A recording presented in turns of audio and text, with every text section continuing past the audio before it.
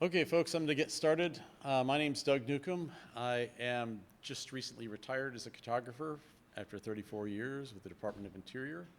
But this is all done at home on my own time. So it is not government related, except that I did use some of it later on. So we're going to talk about raster methods for hydroflattening and impounded water bodies from LiDAR point cloud data. I am the guy that has the ideas and waves the arms. Dr. Petrosova actually writes the code and is the smart person. So why do we want to do this? Because we want water bodies to be accurate and flat in your DEM. We want to be able to recreate a DEM from reprojected point clouds rather than just going with a box standard DEM. And it'd be nice to recreate DEMs that would exactly match the other data that you're trying to match up with, like satellite imagery and such. When you reproject the existing rasters, you can get funky artifacts. And sometimes the official DEM can have some really funky things in them, like this one. This is from Roanoke Rapids Reservoir. Did not have any break lines for that section of the reservoir, so it's just triangles going across. So not flat. So you could do tin spline approach. It was designed for interpolating raster data from sparse data points, where you didn't have a point every square meter or so. You know, in historic water bodies were not well defined by sparse data, and you really needed those 3D break lines to make it flat where you had the surface, any voids in the data set. And they only, traditionally USGS only required people who did that to go down to about 2 acres or more. Anything below that, there were no break lines. And the vector-based methods, some of the methods, if your data points are too dense, they just throw out what they don't think they need automatically. So you're not getting all the data. So this kind of gives you an impression for a 1 meter grid, you know, some of the older LiDAR point data, you'd have a point every few meters, and so you're interpolating down to 1 meter from those sparse points. But now we've got QL2 and QL1 LiDAR. QL2 data pretty much has 4 points per square meter. QL1 at least 8, maybe up to 16. So you've got a lot of data per square meter. At some point, you just got to say, let's just take the mean of everything in that cell and use that as our elevation. So looking at the historic data, you've got all those points around scattered, but in the current LiDAR data, you have a real tight definition of water versus ground. And you look at those of you who want to do some history here, Tolver's first law of geography, everything's related to everything else. Near things are related more than different things. So the water surface elevation should be related to the elevation of the ground on the shoreline. So if we can get that mean, the multiple points per area, and get the ground surface out of that, your water level elevations should be related. And for you Star Trek fans, the second season, no, didn't change my mind, changed the data, so you change your approach. So a simple raster method to do this, mean ground values per cell, 3-cell IDW interpolation into the voids. And if it doesn't completely fill that void, then you buffer back out to where the shoreline is and get the Z values and do statistics on that. And that's going to predict the elevation of the water surface. And you get variability of the edge values to pull out things like rivers and such. So this is a really old slide from 2013 QL2 maybe data for Virginia Beach area. And you can see how the mean ground, you have the, whoops, wrong one. These red circles, you've got a pond here, you've got buildings here, you've got a swamp area with gaps in there, probably lots of little water bodies, and then you've got a river down there. So you do the IDW interpolation, and what's left are these void areas that are too wide to be interpolated from that partial interpolation. So then you bump back out to the ring around that, you buffer back out to the ring that represents the shoreline. And you end up with a strip, 1-cell strip, thick strip, representing the shoreline of each void. And you then do a classification to do a clumping over each one of those shoreline areas so that you can do zonal statistics on that shoreline, each individual one. And then you get your statistics and you assign that to each one of those water bodies or houses, because where you don't have ground points that are houses either. So I did this as a presentation back in 2021. You can find it up on YouTube here. Let's go back into that. The R-Hydro Flatten. I got an email from Dr. Petrosova. She watched the video online, YouTube, and she emailed me a Python script. She says, will this work? So now I got to go through and get a bunch of lakes and try to get a statistical population and figure out which percentile actually works. So the issues with our initial method is you've got rivers draining into impoundments, you've got water flowing over dams where you've got no ground points on the dam. So you don't have a bound on that side. And rivers in general, rivers are not flat, they flow like that. And then you've got some highway overpasses where you have a shadow where there's no LiDAR data underneath it. So the remedies to that introduce the concept of a 2D break line so that you can put a 2D break line across the dam that's being flowed over on the upper end of the reservoir, and then you can walk your way up a river so that you have a series of cascading flat surfaces. Highway overpasses, I haven't got something standard for that yet, but that's something I could do manually, so I'm not too worried about that. So what do? Find a bunch of gauges with impounded water bodies and LiDAR data. Download the LiDAR data from NOAA, get the gauge data for the time of the LiDAR collection, run R-Hydro Flatten on each one of them at multiple percentiles. I did 2 up to 25th percentile. And compare the runs to the gauge data and the published break lines when they're available. Right now, break lines the links on USGS's site are broken, so you can't actually get the break lines from them. So this is what I started out with. Well, this is what I've got right now with several gauge water bodies with LiDAR data. But a few weeks ago, I discovered that, silly me, I thought every gauge like the ones in North Carolina were surveyed into a couple of centimeters accuracy. This is not the case. In the areas in red, the gauges were either to the nearest foot or 5 foot, or I had some QL3 data instead of QL2 data. It just wasn't going to work. So I ended up with a final data set with the average altitude accuracy, so I can compare it to NVD88 of 3 centimeters. And these are the water bodies and dates. I had several of them that had 2 LiDAR data sets, so I treated them as 2 independent data sets. And so what I do is go through with Poodle, get the projection information, because I use the native projection for each one of these. Got the polygon shapes per tile, merged them all together. There's my footprint of where I'm going to be doing my LiDAR operations. And then I create a text file list of the LAZ file names, and that's my input to RN Poodle. So that list allows you to treat that whole list of tiles as one point cloud layer when you're doing an analysis. Grass, just set everything up in grass, the same projection as LiDAR, import that polygon, set the reach and extent and resolution to 1 meter. If it's in feet, do the feet equivalent of a meter.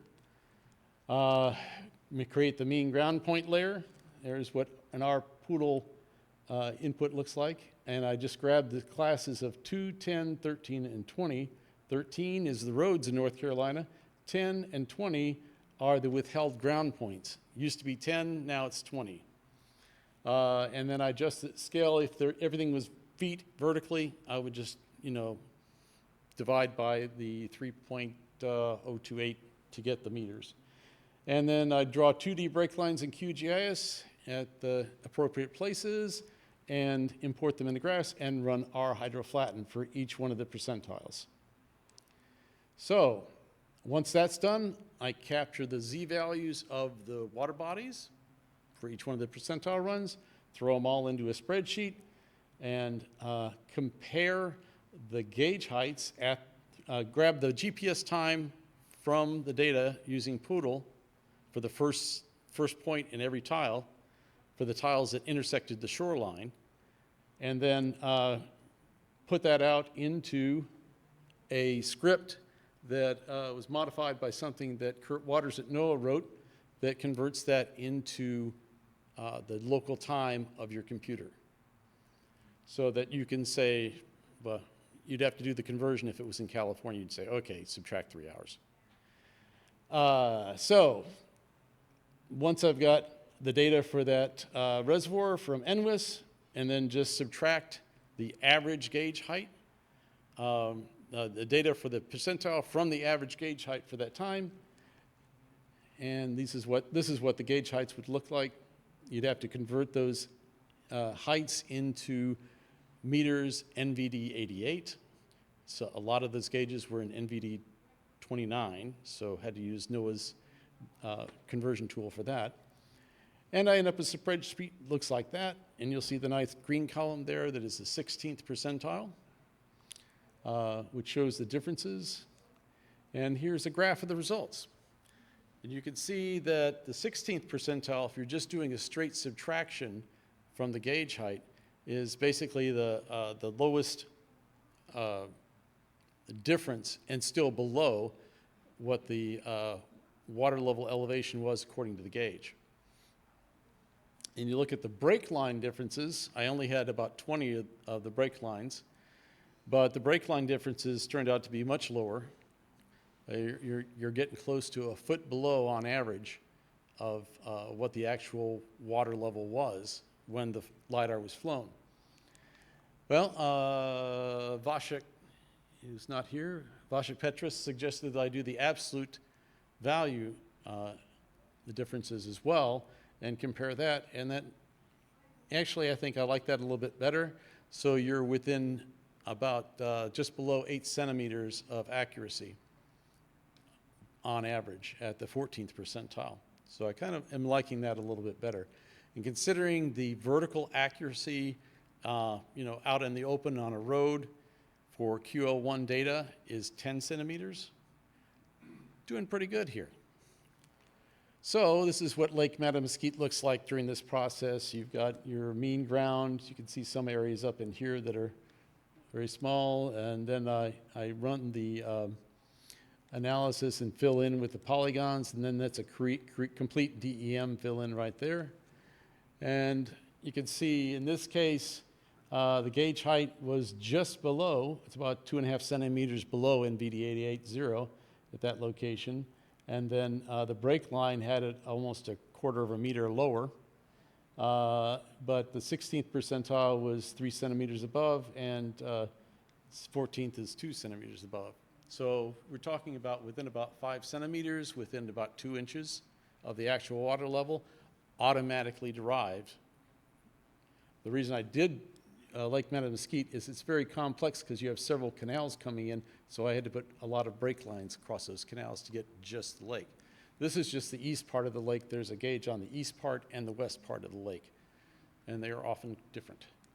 So this is what I'm talking about with rivers. This is Roanoke River at Williamson, and 1 meter mean ground here, and you've got your break lines stepping up the river. Look over here, here's the standard deviation of the edge values at each one of those divisions with the break lines. And if you look, where is that? Yeah, it's about right there. No, right there. That's a shadow underneath the overpass where no LiDAR points were taken. And it's on an inclined hill. That's why the standard deviation is so high on that. You can use the standard deviation to pick out those areas for coming back for later treatment. And this is what it looks like as the completed DEM. And if you look down here, it's a very smooth progression. And this is the current state's DEM. It had no break lines on the river. And you can see all these triangles going across as you go up the river. It's back and forth. And that varies about 1.5 foot. Within that, going across the river, you can have that much variance in elevation. But does this scale? This is nice on, for a lake, even though Lake Matamesquite's a little big lake. So how big can you do this? Well, when I was still at Fish and Wildlife Service, I said, let's find out. So this is 79 mean ground layers. This is 127 billion pixels put together as one VRT file linked into GRASS. And I did not have the 2D break lines available when I did this, so I was trying to do some masking with polygons to stop up the mouths of the rivers. And for the areas that I could not deal with too well, I just went ahead and grabbed the state's data for the elevation of the rivers. And this took, the first chunk of this took about 2.5 days to run. All the data was sitting on an external USB hard drive. It needed about 2 terabytes of scratch space to run. But it did it, no problem. It only took probably about 6 gig of RAM while it was doing all this stuff. It's not a high memory application. And this data set is up on ScienceBase. I used the 12th percentile because that was the most accurate one I thought at the time. And so this really just needs to be redone. The mean ground layers are on ScienceBase at this address here if anyone wants to do it and put in their own 2D break lines. So the tool's been, our hydroflatten has actually been up for over a year in the GRASS add-ons. Was recently updated to add the 2D break lines. And this is what it looks like. You put in your mean ground layer, you put in an output layer for the water level elevations and output for the standard deviation, and then you put your percentile in. On the optional side, you have the option to put in your vector layer as a 2D break lines, and you can have it just create a complete DEM as part of the process. And as long as you don't have any overpasses with the shadows on it, you're good. There's also up here the keep intermediate results box up there, and you could keep each layer, including that stripped layer, as part of that. So let me see. So future improvements, modify the shoreline in the DEM output. Part of the 3-depth standard is that the lake must always be below all the shoreline points, which, you know, if you're going for the 14th percentile, 13% is going to be below that. So how do you fix that? A couple of ways to do that. The first thing is you go back to that cover elevation and you just basically say, okay, all the cells on the shoreline that are less than the elevation that we've calculated for the water level, make them the same as the elevation of the water level. You can do that with our map calc, or make them, say, 1,000th of a unit above the water level. So you are guaranteed to have a complete circle of something that's higher, that doesn't really change the elevation that much, well within the specs. So you can also, this, as I said, mention buildings. You get a flat surface underneath each building instead of a series of triangles representing the foundation of the building, which might be important if you're trying to figure out whether or not a building might, at least the foundation, might get flooded. So pretty much this is reproducible. Anyone will get the same numbers out. It's suitable for a landscape scale, more accurate than what we're using now, and works on impoundments of any size. If you know anything that is, you know, small enough for a building footprint up to the size of Lake Mattamuskeet or beyond, because I did all of the estuary of North Carolina as a single unit. And yeah, it was fun. I had fun. Doesn't everyone who plays Lighter have fun? All right. So thanks to 3DEP, the great folks, USGS, NOAA, FEMA, the GRASS folks who it would not be possible without the great software they put together, Goodle, Poodle, also another great project, Poodle, QGIS, GNU Parallel, which is really handy on my Linux box to make things run a little faster. Kirk Waters at NOAA, simple script, did a great job.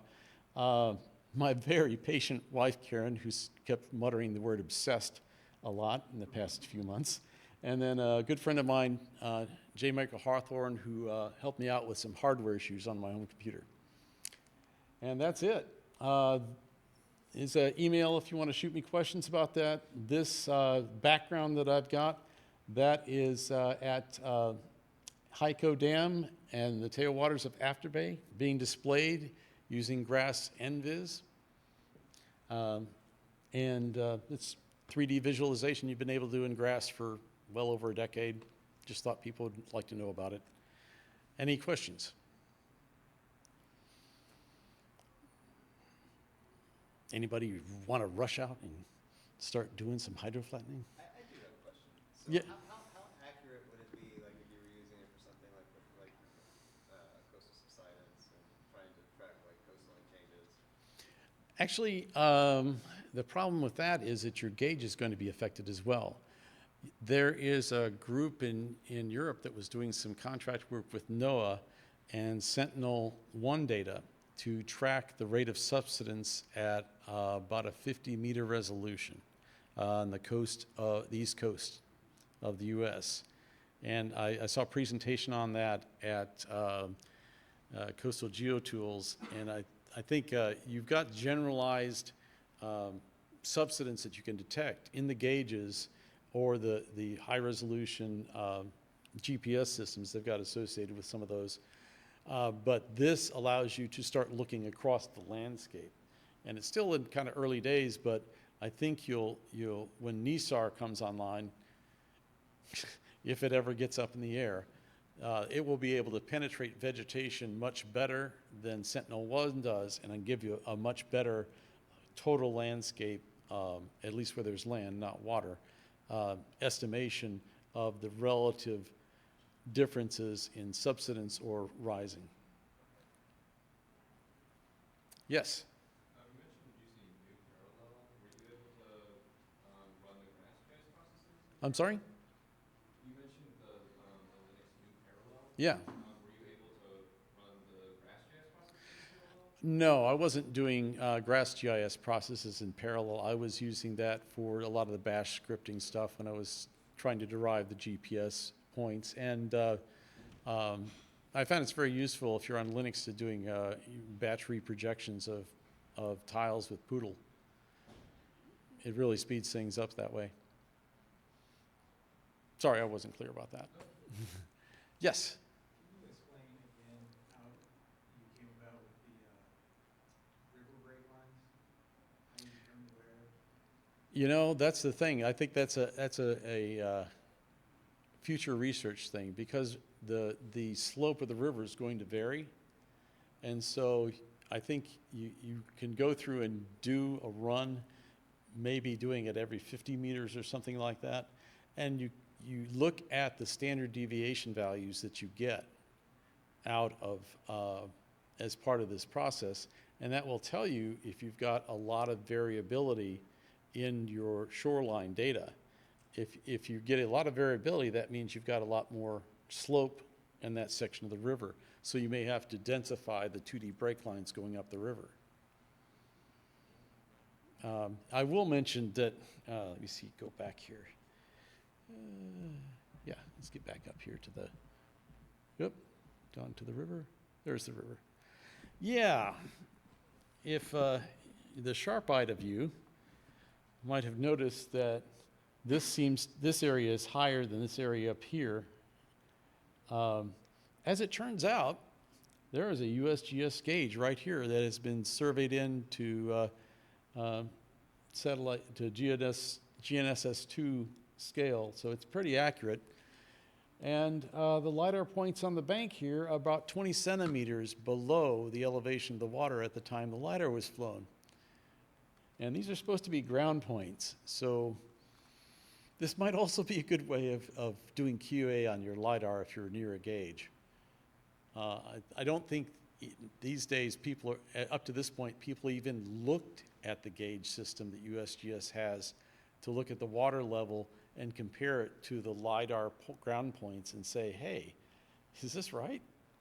So there might be some possible things going forward to help with the QA of LiDAR to speed that up and catch things at an earlier phase.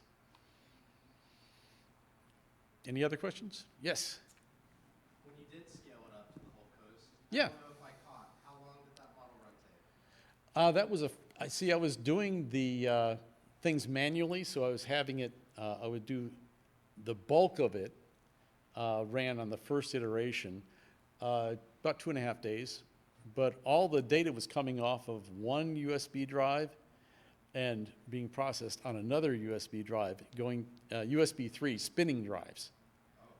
So you could probably speed that up if you had sufficient. And Dr. Petrosova actually said, well, I could get rid of some of the intermediate products and cut that 2 terabyte space down. The final DEM is about a 97 gigabyte geotiff. So 127 billion points. If you add overviews, that's like another 30 gigabyte overview file.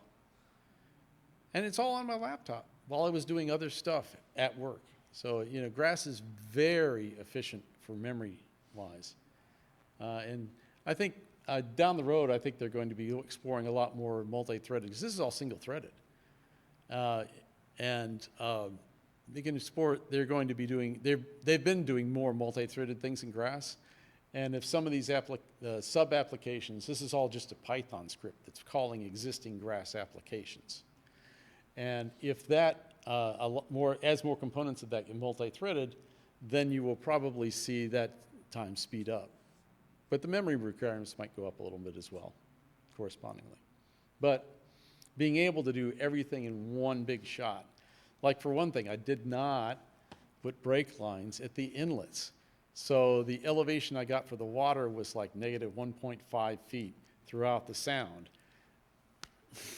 I should have put brake lines across every inlet, because there's a 1 foot tidal range inside the sound and like a 3.5 foot tidal range outside the sound.